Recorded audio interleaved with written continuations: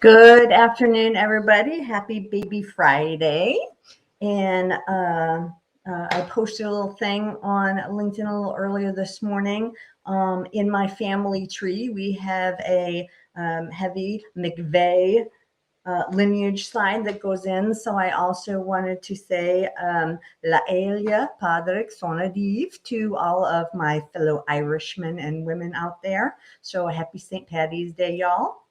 I am pleased to have with me today Dr. Dave Mullens, who is a podiatric surgeon and an attorney and an author, and very interesting in finding out some information about him. And he is joining us today to talk about Medicare Appeals, and that's one of the books that he has authored that I was referring to when I was stating he was an author is actually How to Win Medicare Appeals. That is available on the American Bar Association website and also on Amazon. So welcome, Dave. I hope you're having a good day.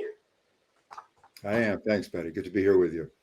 And in looking at, everybody too, also as normal, we have that delay when we come through from LinkedIn over to our StreamYard platform. So if you have questions to ask Dave, and go ahead and start loading them up in the comments now, so that after we do a little intro talk and Dave has a PowerPoint for us, after we go through those things, then we can have some questions already queued up from everybody so we can get through as many as possible in our time today. So I just wanted to kind of try to remember to throw that out there. I'm glad I remembered to throw it out there so that we'll have stuff queued up when you have questions. So back to you, Dave. I was very interested in looking when I looked on your website and was reading some information about you and your profile on LinkedIn to see that you are, as I said, a doctor and an attorney, and then became an author. So, do you want to expound on, how all of that kind of stuff happened for you? Sure. The podiatry school piece of it is easy. My dad was the president of the American Podiatry Association when I decided as a third-year student in college to apply to podiatry school, and I got in almost before they received the application. I didn't become a good student until my second year. Oh, But from there on in, everything worked out very well. I got great residency positions and fellowship experience, and very lucky in that regard. Moving on to law. When I was 47 years old, I had a Medicare audit of my practice, and I was treated very badly by the special nurse investigator. And instead of whining about it, I decided to do something about it. So that was when I decided to go to law school. And I knew getting out of law school that um, I would eventually represent the healthcare providers against the insurance companies regarding claims not paid. When I first got out of law school, I worked in a civil litigation law firm and did that for about 5 years. And after I had enough experience, set up my own shop. And after a while, I decided to restrict what I was doing just to Medicare, because the very sad part of the story is that the other insurance companies have been clever enough to write those checks to both sides of the aisle in Congress so that they've been able to insulate themselves from effective appeals, except for the outside appeal with the expert who gives the opinion as to whether treatment met or did not meet the standard of care. That's completely different from Medicare, because Medicare still has an appeals process that's actually workable. And one of the nice things about it that we're going to cover today is that when you're appealing a denied Medicare claim, you don't have to pay anything to do the appeal. So there's no money out of pocket to get the appeal done. And that brings us pretty much up to the end of your question as to how I got here. I just found that so fascinating that, it was, you were successful in your podiatric surgery practice, and then to take that hiatus and that leap over, and then spend your time doing into the law thing. So do you spend more time currently now? Do you have one that you kind of like better, or are they equally as challenging for you that, you really have that passion for both sides still? You have to be careful what you wish for. So when I went to law school at night. I wasn't going during the day. So I didn't leave my surgery practice. And I was at a sweet spot in my life because my wife was the manager of the medical practice. And I had taken in 3 other partners into that practice, so I didn't have to worry about what was going on with the office or managing anything. And unlike a lot of the other people at that night law school program, many of whom were women with small kids who had regular jobs and were also going to law school at night, it was easy for me. It was easy. So when I got out of law school, for the first 10 years, I worked 7 days a week. Ugh. Terrible. I know what that's like. Yeah. And I stopped assisting in surgery about 5 years ago. Okay. So now the only thing I'm doing is concentrating on law. And really what I'm doing now, I am writing another book for the American Bar Association about Medicare, and working on being able to get this book out there and having a good time doing it. Well, good. Well, you will have to come back officially and visit, and we'll have to do another broadcast when that's ready to come out so we can share it with everybody. I'll take you up on it. Great. And that leads me to, those forces that led you to author your book. How, I once again, adding that third layer into, the hats you're wearing. You had the audit, and surprise, surprise, they didn't seem to be very kind. And you said, instead of just kind of taking it, you decided, okay, now I'm gonna, come in with this end, and, worked into authoring your book. So, how did you go through that process and then get it to where, the ABA picked up on it and, put it out there on their site? I had a long talk earlier today with a young kid. Well, he's not a young kid anymore. He's almost 50, but somebody that I've known since he was a young kid here in Palo Alto. And he's has an important job in tech. And we were talking about how a lot of times things simply have to come together to make something work and to have something be successful. And other people may simply not have that kind of luck where the forces that exist, the stars aligning, right? That's right. That's right. So basically, when I started doing these Medicare appeals, it became very apparent to me immediately that none of the providers knew how to appeal, and nobody in their offices knew how to appeal. And then it was even more shocking when I started doing the administrative law judge appeals and the hearings, that from what the judges were saying, a lot of the attorneys didn't know how to go about appealing.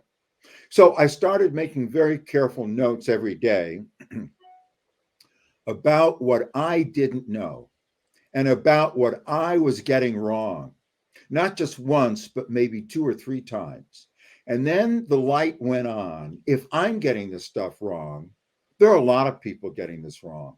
So then what I decided to do was to look at the entire appeals process chronologically, from the very first thing you have to do until you get that notice saying that you won the appeal, and looking at all of the mistakes that can occur along the way and asking and answering the questions that need to be addressed in the short question, short answer format. So if you compare the book that I wrote to the 42 CFR rules on Medicare appeals, the only thing that I've done is basically take those rules and to get rid of the legalese and to dumb them down so people like me reading them the first time would understand them. That's good, because we were chatting yesterday about this issue, that it's not that practices don't know that there are probably a lot of things that they would, if they appealed, that they would win. It's that practices nowadays are just overwhelmed, and they're underwater. They don't have enough staff. They're so they're behind, and under pressure with everything, and their office staff a lot of times don't have the time to do these things, especially, making sure they're tracking the days and doing all that kind of stuff and how they're going to keep it going.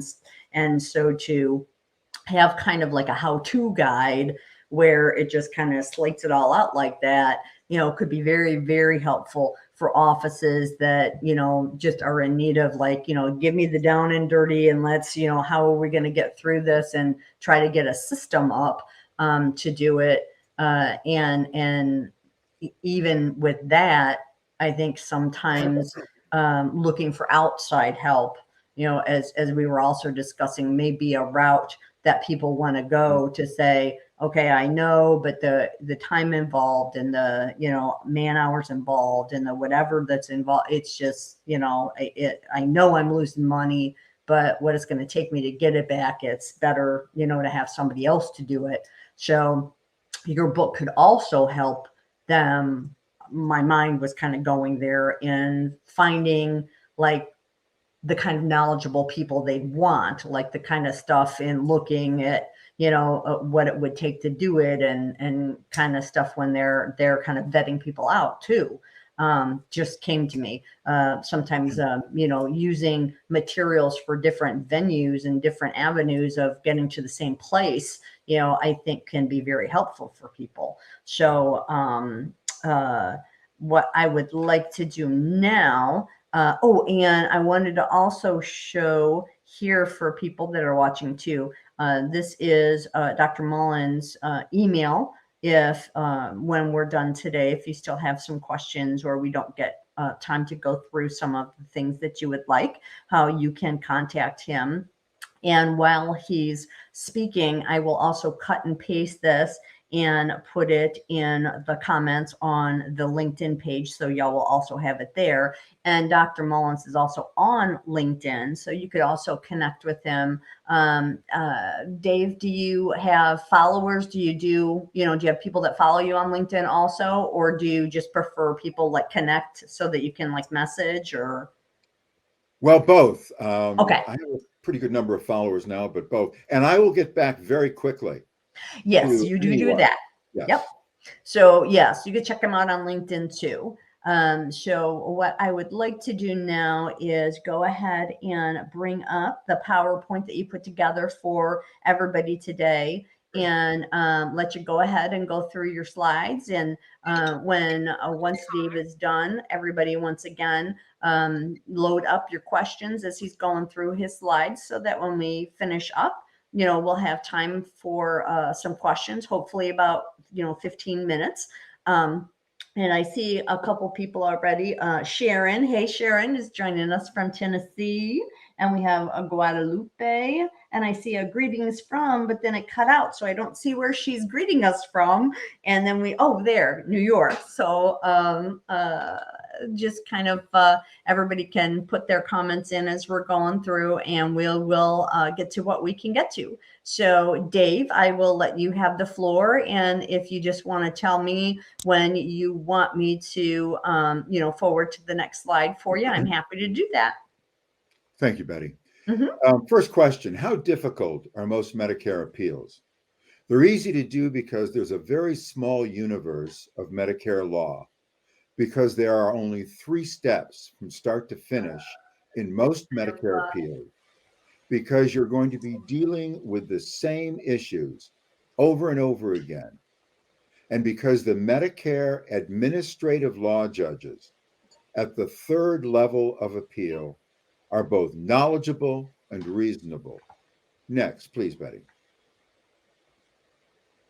Are medical appeals different from surgical appeals, different from drug appeals, different from durable medical equipment appeals? No.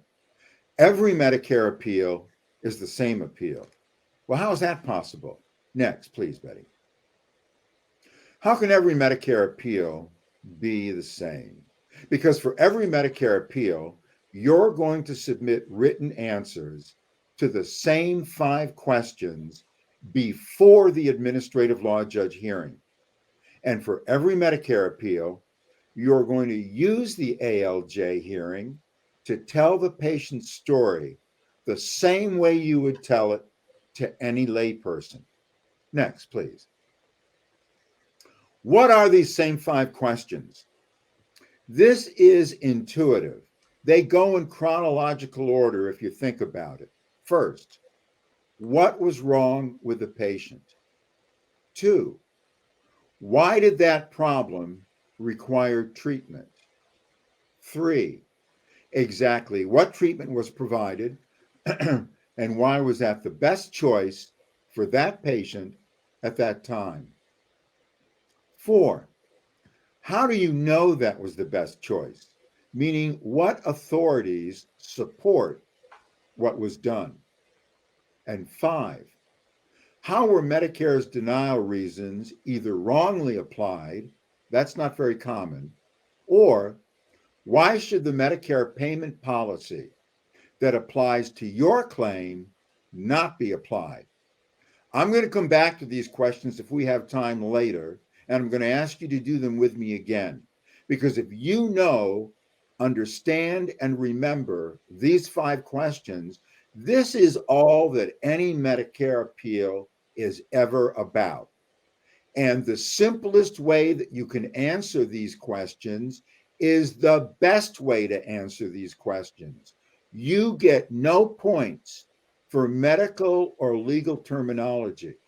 You want to make this understandable so that a high school student with no science background will understand your answers to these questions.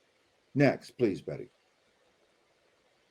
If Medicare appeals are so easy, as I say they are, why do attorneys lose Medicare appeals? I think they lose because they fail to answer these 5 questions, or they fail to provide understandable answers to the 5 questions, or Medicare was right and the provider was wrong. Next, please. How many levels are there to Medicare appeals? There are 5 levels of appeal after the initial claim is denied. The first is the redetermination. The second is the reconsideration. The third and all-important level is the administrative law judge level of appeal. The fourth is the Medicare Appeals Council appeal. And 5th, federal district court. Next, please, Betty. Why is the administrative law judge, 3rd level of appeal, the only level of appeal that matters? Because you won't win your appeal before or after the 3rd level ALJ appeal. There's only one sweet spot in the entire Medicare appeals process, and that's with the administrative law judge. Next, please. If the 1st and 2nd levels of appeal are only going to result in denials, why not go right away to an ALJ appeal? You can't. The Administrative Procedures Act is a federal body of law that controls all of Medicare. And the exhaustion of remedies doctrine contained within the Administrative Procedures Act requires the exact correct order of appeal every time. So you have to successfully complete the 1st level redetermination appeal before you qualify to request the 2nd level reconsideration appeal.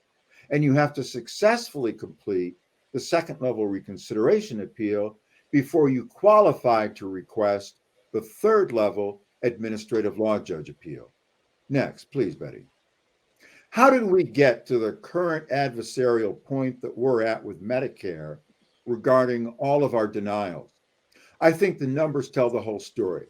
In 1966, when Medicare started, there were 19 million Medicare beneficiaries and life expectancy was 70. By 2015, we had 55.5 million Medicare patients, and life expectancy had increased to 78.8 years. Now, we have more than 3 times as many beneficiaries as we had when Medicare started. Life expectancy has increased by almost a decade, and the average annual cost of care for the average Medicare patient has gone through the roof due to things like MRI studies and CT scans and artificial joints and the pulse oximeter that allows 80-year-olds to undergo general anesthesia with relative safety. Next, please. How has Congress responded to all these changes? Well, instead of increasing the amount of money that Medicare is going to get to pay for the care for Medicare beneficiaries, Congress has responded by decreasing benefits for the patients, by tightening the payment rules for the providers, and by decreasing the payments for providers. Next, please, Betty.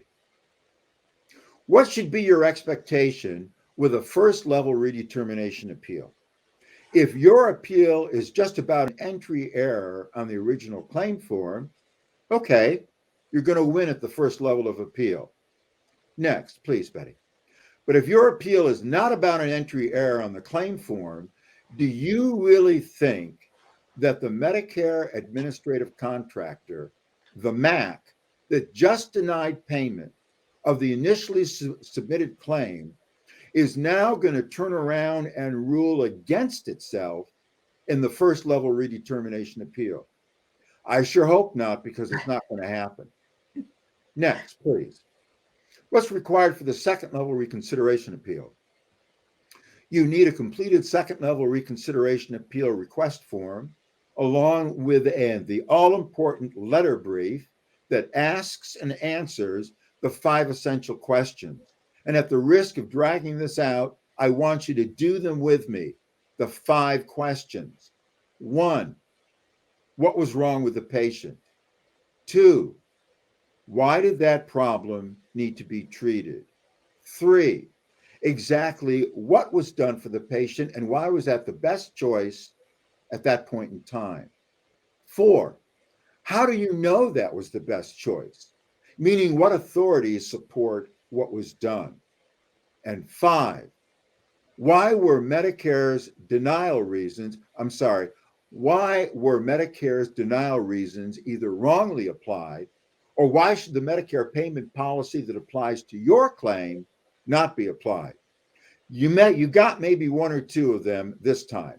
The next time we do them, you're going to get 3 or 4. Next, please, Betty.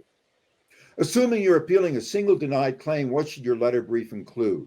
It should include a letter no longer than 3 pages in length for each denied code, explaining your arguments in favor of payment, stapled to all of your evidence supporting your arguments in favor of payment. Next, please. Who's the target audience for your letter brief? The target audience is always the administrative law judge. Next, please, Betty. But if the ALJ is the target audience, why am I telling you to send your letter brief to the qualified independent contractor for the second level reconsideration appeal? Because you have to. In 2005, Medicare changed the rules for Medicare appeals because, you guessed it, the providers were winning too many appeals. Next, please. What was the most important rule change in 2005? Any evidence you want the ALJ to consider must be submitted to the qualified independent contractor for the second level reconsideration appeal. Any evidence not submitted to the QIC for the reconsideration appeal will not be considered by the administrative law judge at the third level of appeal. Next, please, Betty. But why is it most logical to send your complete letter brief, meaning your letter and all of the evidence, to the QIC.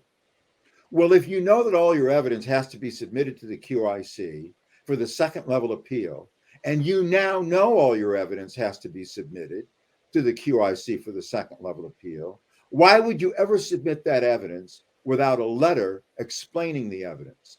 Hopefully you wouldn't. Next, please, Betty. What happens without a letter? Without a letter explaining the patient care documents, meaning the documents that you copied from the patient's chart and submitted as evidence to the qualified independent contractor for the second level reconsideration appeal, there is nothing to tie those patient care documents together. And do not underestimate the administrative law judge's lack of medical knowledge. The ALJs are all attorneys. And in my experience, the attorneys always think they know and understand the medicine. And the providers, usually doctors, always think they know and understand the law. And in 10 out of 9 cases, you heard that right, 10 out of 9, both of them are wrong. Next, please, Betty. How does the letter portion of your letter brief help you win the appeal? The letter portion of the letter brief not only explains all of your arguments in favor of payment, it acts as the roadmap through all of your stapled evidence supporting payment. Next, please. What supporting evidence will you attach to the letter portion of your letter brief?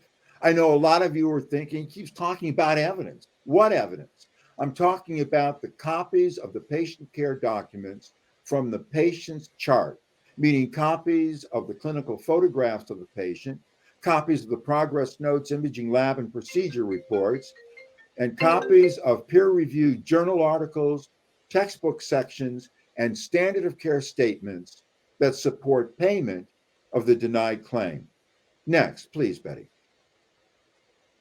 What question should you always ask yourself as you write the letter portion of your letter brief? I think this is obvious. What would convince the ALJ to award payment? You want to write to convince the ALJ that the denied treatment was medically reasonable and necessary. And you want to write to convince the ALJ that the max denial reasons were either wrongly applied or shouldn't be applied to your claim. Next, please. How should you decide whether to cite and whether to include a document in your letter brief? I think you should employ a simple 2-part test. First question, will the ALJ read and understand the document that you're looking at from the patient's chart? If the answer is yes, second question, will that document sway the ALJ in favor of payment? If the answer is yes to both questions, cite the document in your letter and include it as an attachment in your letter brief. But no matter how good looking a document may be, don't cite it and don't include it if it's not going to pass this 2-part test. Perfect example in my experience has always been the radiation oncologist treatment plan.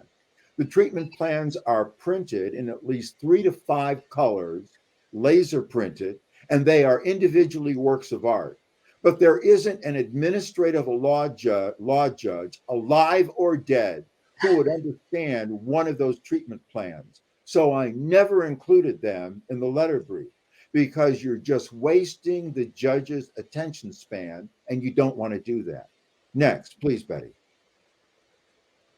What will the letter brief do for you that you can't do any other way? The letter brief allows you to speak to the administrative law judge without interruption and without opposition. And it allows you to frame the payment dispute for the administrative law judge so the judge sees the payment dispute the way you want the judge to see the payment dispute. Next, please. Why will the ALJ consider your letter brief to be nothing short of a miracle? Because instead of copying the patient's complete chart and then sending everything without organizing or explaining anything like everybody else does, your letter brief is going to provide clear arguments with immediate access to the documents supporting those arguments. Next, please. How does the letter brief avoid denials based on ignorance?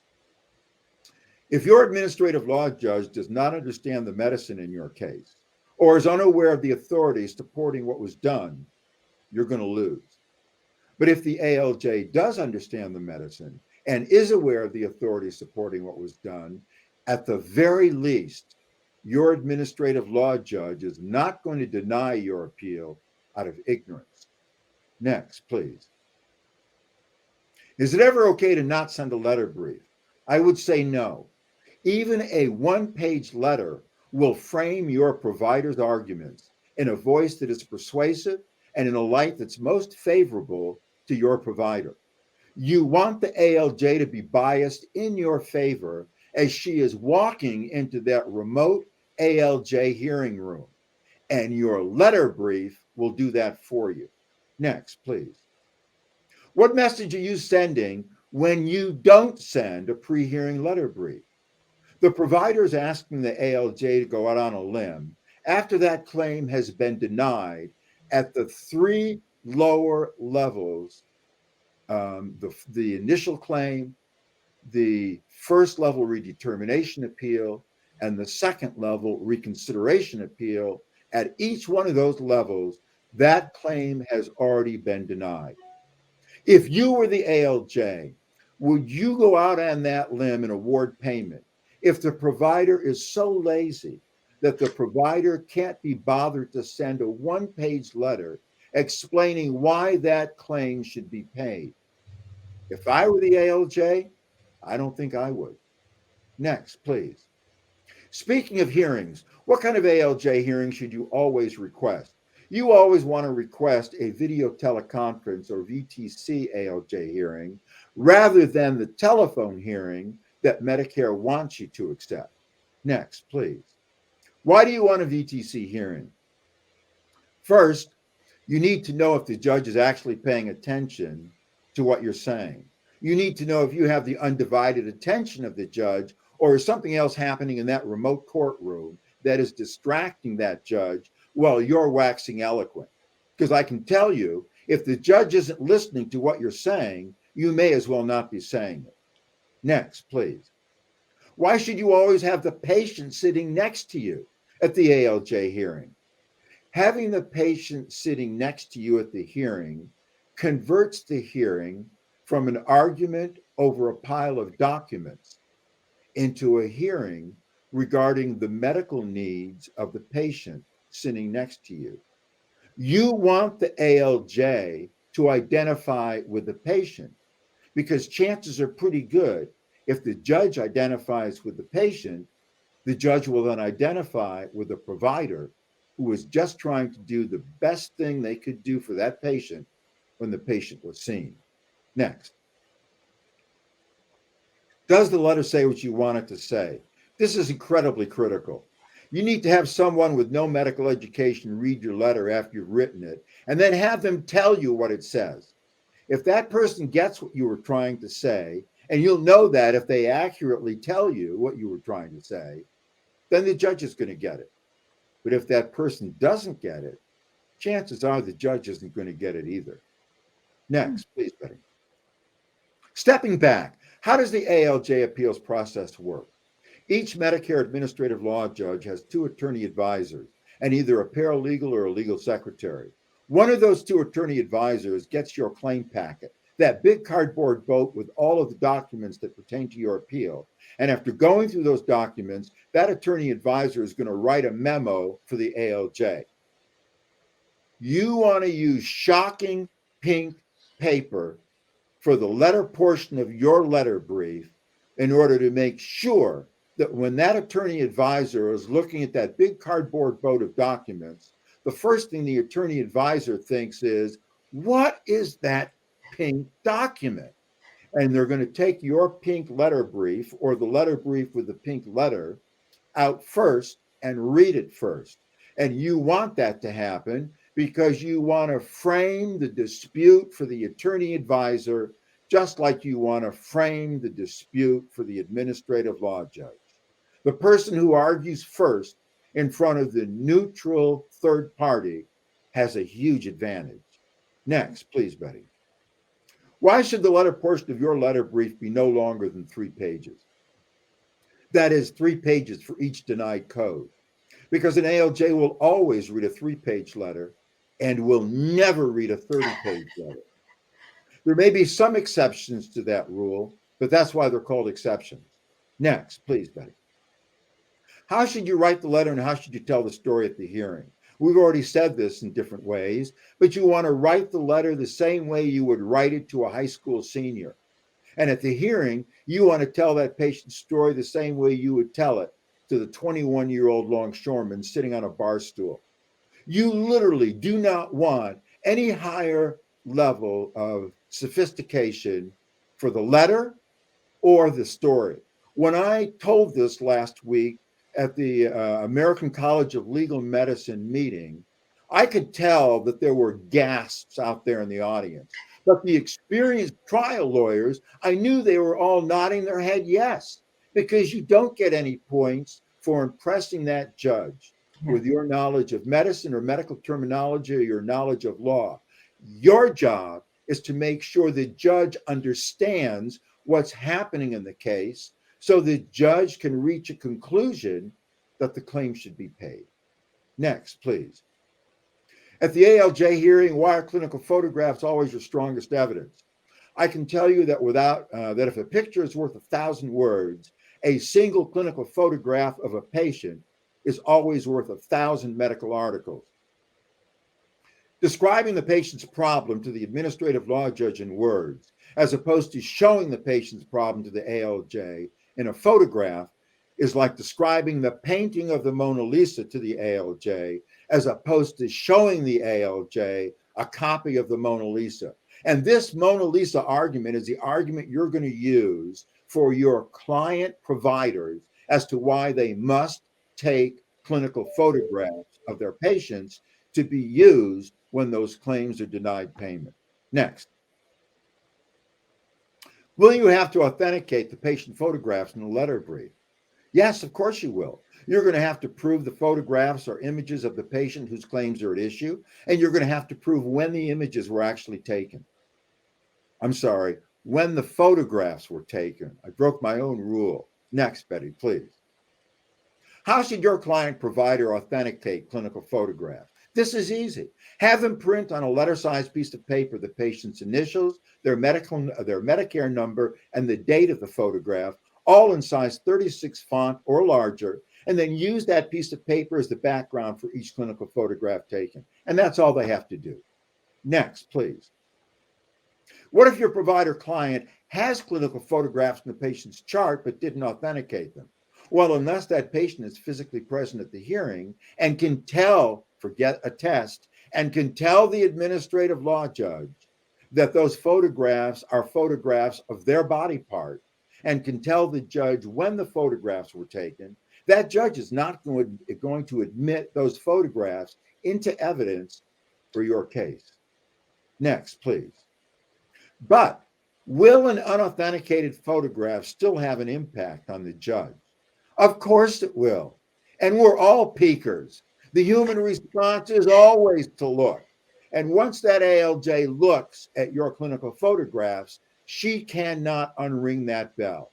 It's still going to have an effect on her decision. Next, please. What if you don't have a clinical photograph?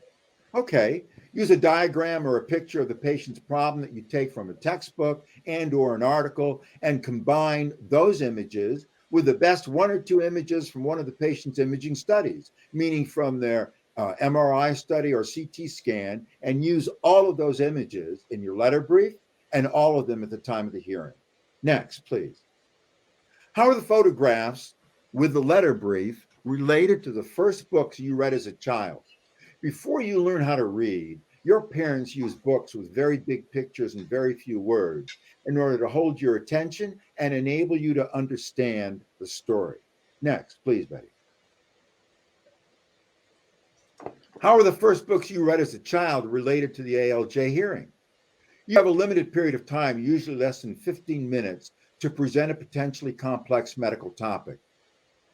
You want to use photographs, diagrams, and a short story to get your message across to that judge, just like the major corporations do in their advertisements on television. Next, please, Betty. Has the ALJ already decided the outcome of your case before she walks into that remote hearing room? I think based on the attorney advisor's memo to the ALJ, based on the ALJ's subsequent reading of your letter brief, and based on whatever materials have been submitted by Medicare to the ALJ is 95+% of the time already decided as to how she's going to rule before the hearing starts. Next, please. But assuming your case is a close call case, how do the MAC denial reasons affect the administrative law judge's questions during the hearing? The MAC denial reasons, the reasons the claim was initially denied, the MAC denial reasons of the 600-pound gorilla sitting in your ALJ hearing room. You must neutralize the denial reasons in your letter brief. You must know where your claim is most vulnerable to those denial reasons, and you must be prepared to answer all of the foreseeable questions the judge is going to ask you about the denial reasons during the hearing. Next, please, Betty. What if you're just dying to bring something up other than a MAC denial reason during the hearing? Please don't do this. Don't bring up non-issues. You're going to distract the administrative law judge and waste your precious hearing time. You want to be focused on exactly the same thing the judge is focused on, and the judge is focused on the MAC denial reasons. Next, please, Betty. Okay, what are some common reasons why Medicare denies payment of claims, and what do you have to do about them? If the MAC said the service was not medically reasonable and necessary, you have to prove it was. If the MAC says your surgical provider unbundled the primary surgical code in order to bill 2 or 3 additional codes that should not be paid, you're going to have to prove each of those 3 additional codes stands on its own and should be paid. In other words, whatever reason Medicare gives as the reason for denying payment, you're going to have to prove just the opposite. Next, please, Betty.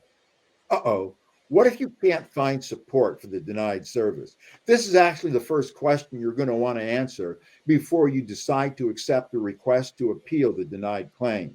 If your provider or your provider client cannot slap a pile of peer-reviewed journal articles, textbook sections, and standard of care statements on your desk that support payment of the denied claim, that provider is going to have to rethink the appeal and rethink the denied service. Next, please.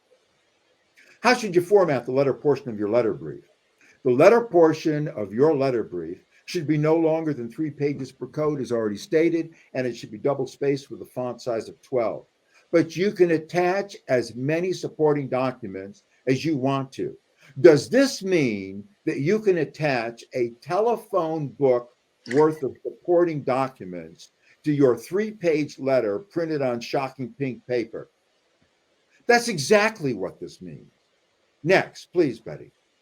If you're writing a letter brief for an audit regarding 1,000 patients, meaning your provider received a notice from Medicare that Medicare is auditing the provider regarding the treatment of 1,000 different patients with many, many denied codes, what are you going to include in the letter portion of your letter brief?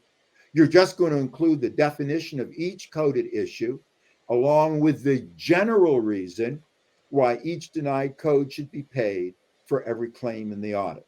Next, please, Betty. How should you arrange the patient care documents in each of the 1,000 patient attachments to that in that letter brief? Because each patient gets a separate attachment. Well, we've already said the first thing you want the judge to see are the clinical photographs of the patient. So the hard copies of the clinical photographs go on top. The next thing will be the short medical summary for that patient that the provider is going to help you write. The third will be your specific analysis why each code denied for that patient should be paid.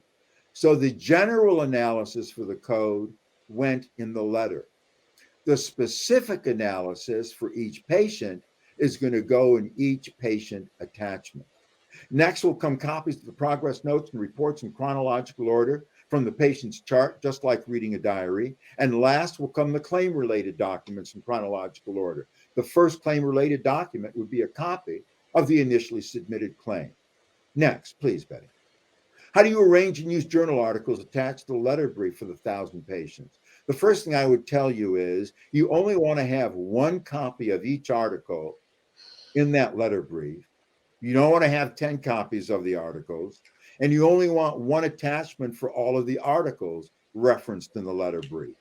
So one copy for each article, and all of those single copies of articles will go in one attachment. And you only want to use peer-reviewed journal articles. Never, ever use manufacturer's articles. Next, please, Betty. How should you arrange and use the textbook sections attached to the letter brief? Textbooks that are authoritative for a specialty or business are very persuasive for the ALJs. But again, place all of the textbook sections cited in the letter brief in a single attachment. Next, please. How should you arrange and use policy statements of authoritative organizations? If you have a policy statement, for example, if ASTRO, the American Society for Therapeutic Radiation and Oncology, has just come out with a policy statement that says the use of the CyberKnife for organ-contained prostate cancer should be considered a first-line treatment in the treatment of prostate cancer, but that Medicare administrative contractor says that the CyberKnife can't be used for the treatment of prostate cancer, you're going to use that ASTRO policy statement in your letter. You're not going to bury that ASTRO policy statement because it is such strong evidence that it would be considered smoking gun evidence that should determine the outcome of that appeal. So you're going to put it in your letter, and you're going to put it in bold at the very beginning of that letter. Next, please, Betty. Takeaway points. You want to ask and answer the 5 questions. Here we go, everybody. You too, Betty. Okay. I'm sorry. I'm such a troublemaker. 1, what was wrong with the patient? Yep. 2, why did that problem need to be treated? 3, exactly what treatment was provided for the patient, and why was that the best choice at that point in time? 4, perhaps the most important of these. 4, how do you know that was the best treatment? Meaning, what authorities support what was done? And 5, why were Medicare's denial reasons wrongly applied? Or rather, how were Medicare's denial reasons wrongly applied? Or why should the Medicare denial reason not be applied to your claim? Next, you want to use your ALJ hearing time of 15 minutes or less to tell the patient's story in plain English. Next, please, Betty. Okay, and this is just the information you got at the beginning. Everything in this was thin sliced from the book, How to Win Medicare Appeals. But this is how I approached the entire appeals process. And although the answers are somewhat longer in terms of the questions and the answers, they're not a lot longer. I really wanted to make this as easy as I possibly could for everyone and anyone who would be using this. And that's it. Thanks, Betty. Wonderful. That was a great presentation, Dave. Thank you so much. And there was so much good, practical, kind of things in there and stuff. I think that when people are, I'm going to put a thing there for, and I also put this for Dave's book in the comments on LinkedIn in the comment section. So if y'all, are looking through there later and want to look for how to find his book, How to Win Medicare Appeals, you can click on the link that's in there, or it's also on Amazon. So I'll leave that up for a few seconds, but it is in the comments in LinkedIn. So I think that practical thing and the thing with the pictures and your longshoremen, which I was watching one of your videos where you use that longshoreman example about sitting at the bar kind of thing. And I think sometimes when you're getting involved in like the appeal thing and you're thinking about it's an administrative law judge that you have to be all fancy and technical and, but when you're talking about, your 15-minute time frame and trying to get all this in, it's more of, hey, this is it. This is why I always think it's a good idea with pictures. And a lot of EMRs nowadays, they have the capability of being able to load in, patient pictures and things like that into their medical records. And so I'm always, especially because I work with a lot of dermatologists, and of course, there's always pictures that you can be taking of patients, from a dermatological standpoint when they go in from, their rashes to lesion sizes and where they're located, all that kind of stuff. And so you've got your little body forms that they can be ticking on, but the pictures, you can't beat a picture. So I wholeheartedly agree with all of these things, and you've got them in such a just a straightforward, laid out manner that I think it's a very, very good tool for offices to use to take a look at your materials. So I really appreciate that. And I want to take a look now over at our comments so that we can get there. We got quite a few comments in here from people. So we'll see where we've got questions. I got a lot of hellos to both of us. We got some people from PA, from Yardley, PA. L Lady is on. She is one of my frequent attendees at my broadcast. So hi, Lady. Hope you're doing well. She's out in California. And we have Hope makes a comment that says that the stages when you were giving them and where the sweet spot is, that after listening to you, that makes a lot of sense. And that her comment is then, it should only be 3 stages then, it's just, if that's the, the ALJ is where it's all at, let's get up to that and then just be done. But she also says, I was getting ready to ask if the ALJs have medical assistance when ruling on claims. No, the short answer is no. Sometimes the ALJs will ask for a neutral expert to be part of a hearing, but usually they are incentivized by the Medicare administrative contractor in order to get that neutral present. And there's something else lurking in the background with that case that's more than just the denial of a code. If I may, Betty, there's an obvious question that a lot of the folks are probably wondering about, and that is, if you guys are interested in doing Medicare appeals, not just for the provider that you work with directly, but for other people, and you should be, or for a lot of the people who work in your clinic, your hospital, whatever, the question is, how do you get those provider clients when you're starting out? And I think the easiest way to get provider clients is by going to the billing manager and simply saying, I would like to appeal the denied Medicare claims that you're going to write off as losses, the claims that were denied that you're not going to appeal. And then the next key statement, and I will do these appeals on a contingency fee basis. If I don't win, I don't get paid. It's how I do all of my Medicare appeals, and it is a presentation format that no one with 2 neurons to rub together would ever say no to. What billing manager would ever say, no, I'm not going to reach in the garbage can and pull those claims out that I decided we weren't going to appeal and let you try to get them paid? It works every time. And the other question is, are you going to win right off the bat? No, you're probably going to lose the first 2, 3, 4, 5, 10 times that you attempt to appeal claims. So what? These were claims that were already in the wastebasket, and you get the needed experience, just like doing a residency, so that by the time you come out the other end of those 10 claims or 10 appeals, you have the necessary experience to make this part of your professional services package, and all of you should.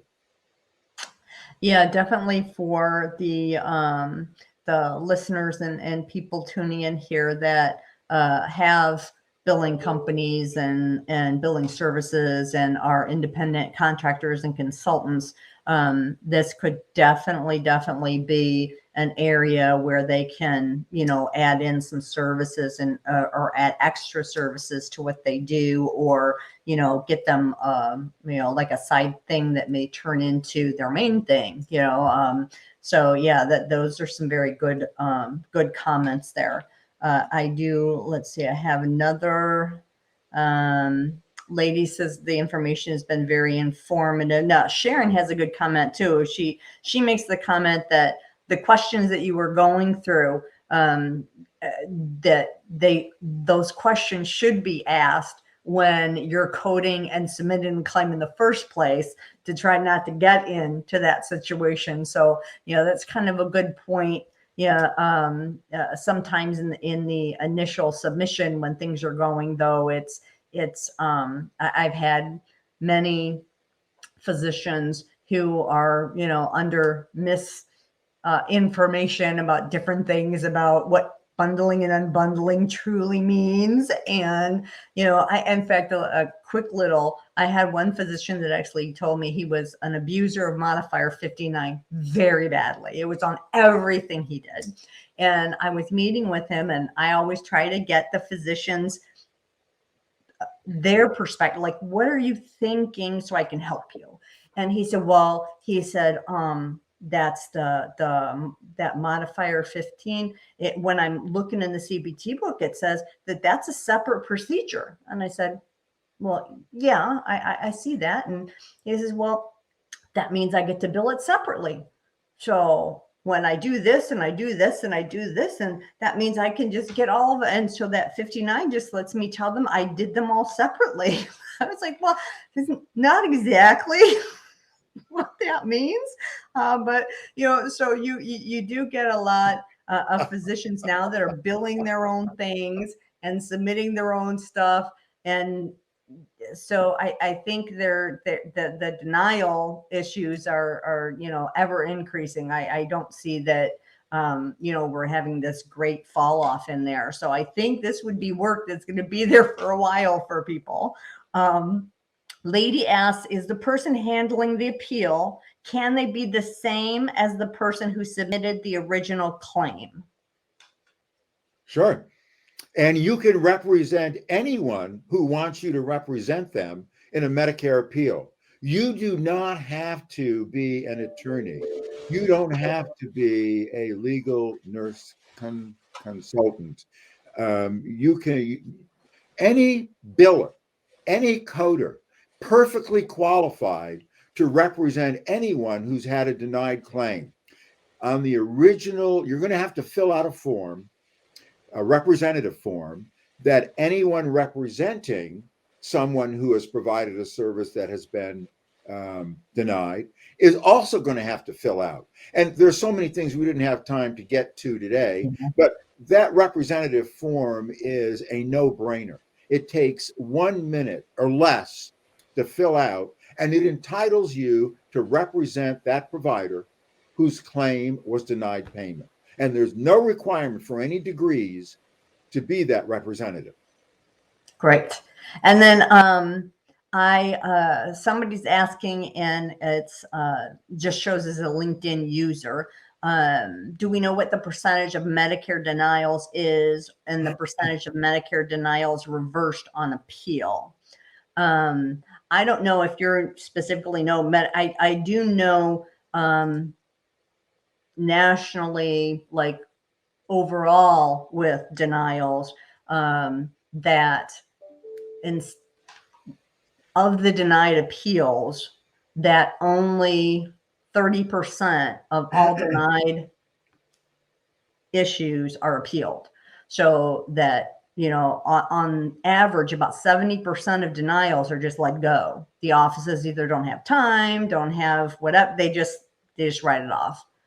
Of that 30% that do appeal, that their success rate is usually in the 90th percentile. So, and that, when they hit, especially the ALJ sweet spot you're talking about, is where they're going to find the most rub. But overall, with commercial and Medicare, that if you're appealing those things, that 30%, they really have a lot of success. So if you have somebody that knows what they're doing, and you're persistent, the odds are very much in your favor that you're going to get those appeals overturned. Do you find the same thing, Dave?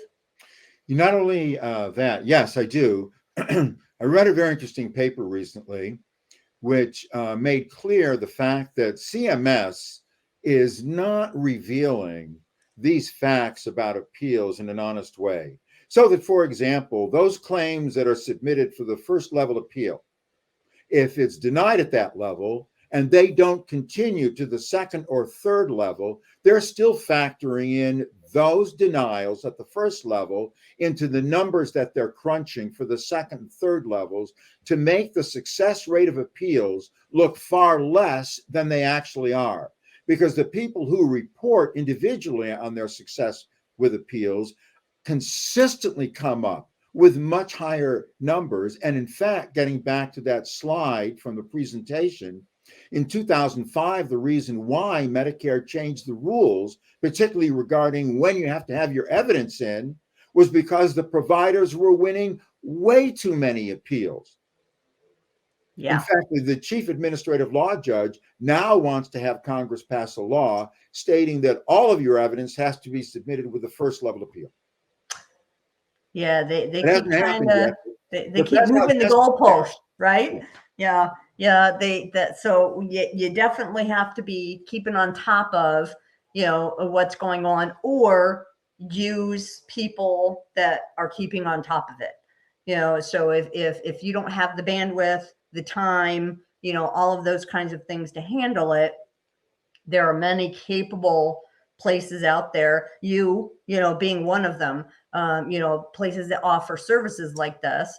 And, that's something that you and I have also been discussing as, kind of like a partnership thing. So anybody that's watching, if they want information, contact Dave. You can contact me, my website information. And also Dave has agreed to be doing some webinars on the subject so he can expound a little bit more. So we'll see some more stuff. Be watching for some notices about that kind of stuff. It takes a while to get CEU approval for things these days, though. So, we're trying to schedule things out as quickly as we can, but we're waiting on the AAPC with a lot of stuff sometimes for CEU approval because they're out sometimes up to like 30 days. So, but be watching. We're starting to grow on my site. I'm going to start growing a library of webinars on multiple different subjects, and this definitely is going to be one of them. So we're a couple minutes over, so I just wanted to see if there are a few more. Hope just is agreeing with Sharon the comments that she was making, that she's got 20 years as a certified surgical technologist.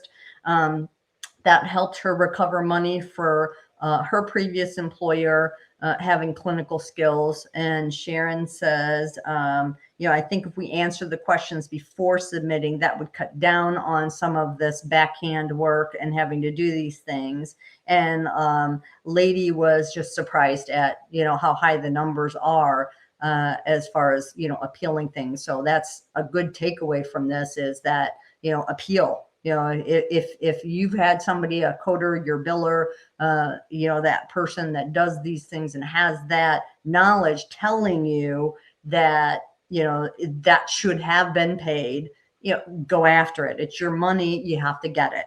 Don't let it just go and fall to the wayside. And, Dave and I, final comment for me, we were having a conversation yesterday. Go into those big cities, go in Chicago, you take that little river tour thing when you're going down the river and they're naming all these buildings, and the biggest $1 million building, they're owned by the insurance companies. You get the Cigna building, the Blue Cross building, and they're putting $1 million sculptures in their lobbies. There's a reason they can do those things. So if it's your money and you should be paid for it and you deserve it and you did the service, get it. Don't let it go. Get it. The more you let it go, the more it's going to happen. So, Dave, final words from you. No, I just appreciate the opportunity to do this today, and I enjoyed it. I hope everybody had as good a time as I did. Thank you. Thank you so much. We're getting a lot of thank yous in the comments. So I just want to thank everybody for joining us today. And as a final, I had Sharon Oliver, who was my guest a few sessions ago prior to my surgery. And I want to thank everybody that's been checking on me and stuff. I'm doing much better now after my surgeries. I'm still recovering, but I'm getting back in there. So thank you to everybody who's been checking up on me and sending me messages. But Sharon and I, we were going to do a webinar on cardiac caths on February 14th, because we thought Valentine's Day, the heart, that would be kind of, but then, I had to have my surgeries, so it kind of threw it off. So we are going to be holding that on April 5th. So we got the CEU approval for it. So I will be putting out some notices for it here probably at the beginning of next week, so that people that would like to come to the live session, you'll be able to sign up and attend. It's going to be for one CEU. It's already pre-approved. So, and the cost is only going to be $49. I always, one of the things is I want to make sure that, good education doesn't have to, cost you an arm and a leg. I really, am very mindful of those things, especially nowadays with, everybody's issues and most people paying for CEUs themselves. And, if you need 60 plus CEUs, it's kind of rough on your pocketbook if you're paying $150 for one CEU. So, we're trying to keep everything reasonable. So it will also be on demand after. So if you can't make it live, it'll be on the site and you'll be able to get it on demand then. So just be watching for that, and be watching for a notice on Dave's coming soon for whatever he plans on doing. Hopefully he'll expound upon his winning Medicare Appeals one, but we may also see some different things. So thank you again, Dave. Thanks everybody for coming. And most of the comments now that I'm getting are all thank you. So everybody's very appreciative, Dave, of you sharing your knowledge. I very much appreciate that. So have a great day, everybody. Thanks.